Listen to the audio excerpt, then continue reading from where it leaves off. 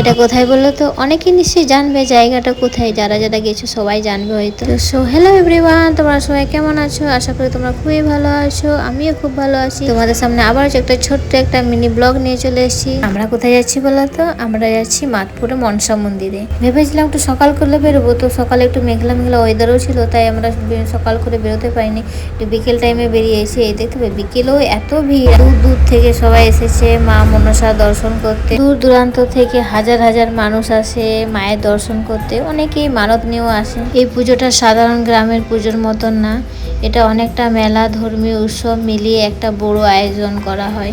পুজোর সাথে সাথে এখানে অনেক বড় মেলা বসে, খাবারের দোকান, খেলনা, আইসক্রিম আর কত রকম বিভিন্ন রকমের দোকান বসে।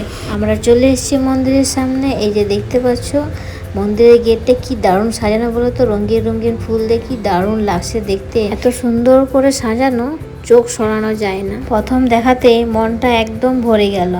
এত সুন্দর সাজানো মন্দির, পুরোটা একটা আলাদাই ফিলিংস। চারিদিকে এত মানুষ, সবাই নিজের নিজের ভাবনা নিয়ে এসেছে, কেউ প্রার্থনা করতে, কেউ শান্তি খুঁজে।